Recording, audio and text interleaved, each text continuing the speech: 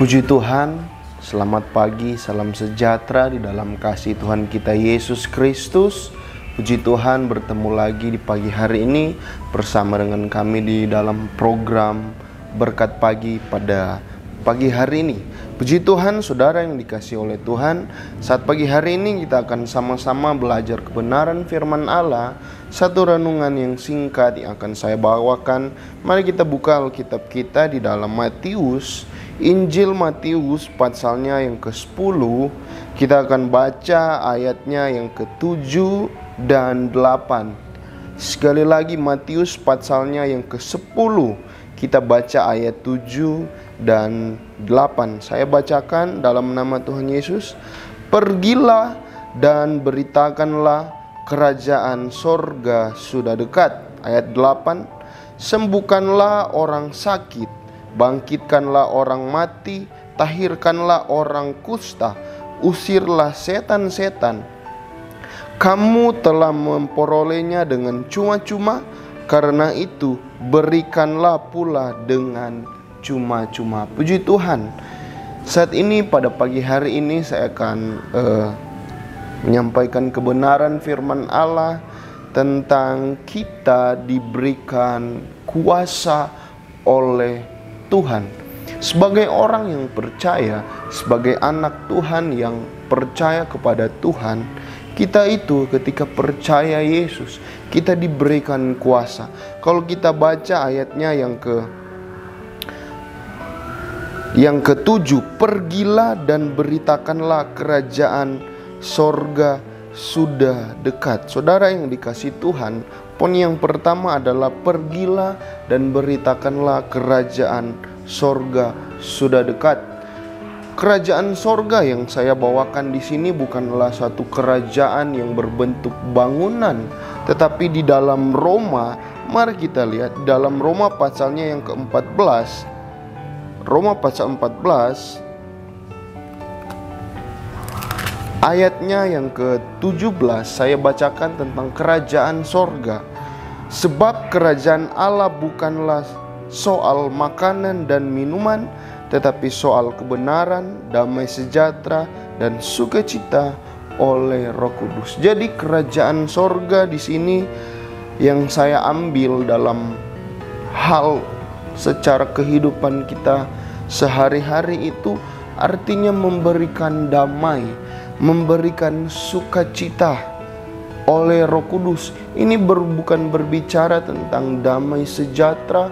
Ini bukan berbicara tentang makanan dan minuman dan pakaian atau hal-hal jasmani. Tetapi kerajaan sorga yang dimaksud, kerajaan Allah yang dimaksud adalah bagaimana kita membawa damai. Kata firman Tuhan ayat 7, pergilah, beritakanlah kerajaan sorga, kerajaan Allah. Artinya Tuhan berbicara kepada kita sebagai anak Tuhan, pergilah, berikan damai itu, berikan sukacita itu. Agar apa? Ketika kita berhubungan dengan Tuhan, di hati kita, di hati Bapak Ibu Saudara selalu ada damai, sukacita. Itu bisa kita bagikan kepada orang lain. Kalau di sini kita masuk dalam ayatnya yang ke-8, kalau saudara perhatikan, sembuhkanlah orang sakit. Nah, di sini sembuhkanlah orang sakit, bangkitkanlah orang mati. Jadi ketika kita sudah memperoleh yang namanya kerajaan Allah di dalam hati, yaitu bukan soal makanan dan minuman, tetapi soal damai sejahtera. Alkitab berkata, sembuhkanlah orang sakit, orang yang sakit rohani, orang yang mati rohani, iman mereka yang sudah mulai kecil, iman mereka yang sudah mulai kendor. Tuhan berkata, sembuhkanlah mereka. Artinya berbagilah damai itu, damai yang dari Tuhan, sukacita firman Tuhan, berikan juga kepada mereka. Saudara, kalau saya ada satu kata-kata, ketika engkau sudah percaya Yesus, ketika engkau sudah menerima Yesus sebagai Tuhan, jangan simpan Yesus itu di dalam hati sendiri, tetapi bagikan bagi orang lain juga.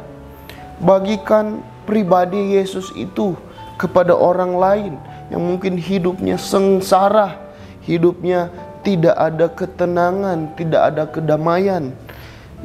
Firman Tuhan berkata, bangkitkanlah orang mati.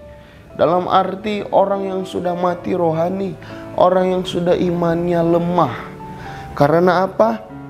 Karena kita sudah memperolehnya dari Tuhan. Makanya bagikanlah kepada orang lain.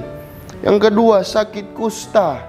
Di sini adalah bangkitkanlah orang mati, tahirkanlah orang kusta. Saya artikan orang kusta ini adalah, kalau di dalam bangsa Israel, orang yang sakit kusta akan dikucilkan, akan disendirikan. Itu berbicara kusta itu di dalam Alkitab adalah orang yang berdosa, orang yang najis, orang yang dijauhkan. Makanya orang Yahudi tidak bergaul dengan orang Samaria. Kenapa? Mereka memandang orang Samaria itu seperti orang yang sakit kusta, orang yang najis. Makanya mereka tidak bercakap, tidak berbicara dengan orang-orang Samaria. Kita sebelum Yesus mati di kayu salib, kita itu adalah orang-orang yang punya penyakit kusta, yaitu dosa. Kita dikucilkan, kita tidak masuk hitungan dalam orang-orang yang bisa melihat kerajaan Allah. Kita tidak masuk hitungan untuk orang-orang yang bisa bersama dengan Yesus. Tetapi ketika Yesus mati di kayu salib, kita disembuhkan disembuhkan Yesus dari penyakit kusta. Penyakit kusta berbicara tentang dosa. Dan yang terakhir, setan. Kita lihat terus, tahirkanlah orang kusta, usirlah setan-setan. Setan-setan ini berbicara tentang roh-roh penguasa udara. Kata Paulus, kita bukan berperang melawan darah dan daging, tetapi kita berperang oleh penguasa-penguasa, roh-roh jahat. Tetapi satu hal yang harus kita ingat, saudara, Bapak Ibu yang dikasihi Tuhan, dimanapun engkau berada, sebelum engkau memulaikan setiap aktivitasmu, kita percaya bahwa kita diberikan kuasa. Kuasa ini dalam arti kita dikasih power. Power itu adalah kekuatan. Kekuatan yang memampukan kita, yaitu di dalam apa? Membangkitkan orang mati, orang yang sudah mati rohani, juga mentahirkan orang kusta, juga mengusir setan-setan. Kusta berbicara tentang dosa, dan setan-setan berbicara tentang roh-roh yang penguasa-penguasa udara. Tetapi kita percaya bersama Tuhan, bersama kekuatan yang daripada Tuhan.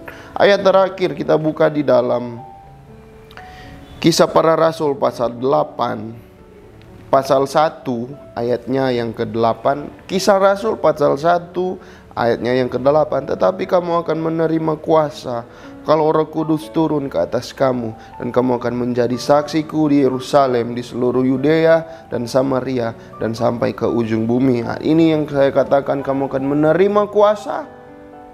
Kamu bisa melaksanakan apa yang diberitakan Tuhan. Kuasa itu adalah power, adalah kekuatan. Terpujilah nama Tuhan. Mari kita berbahagia di pagi hari ini. Demikianlah kebenaran firman Tuhan di pagi hari ini. Immanuel, Allah beserta dengan kita.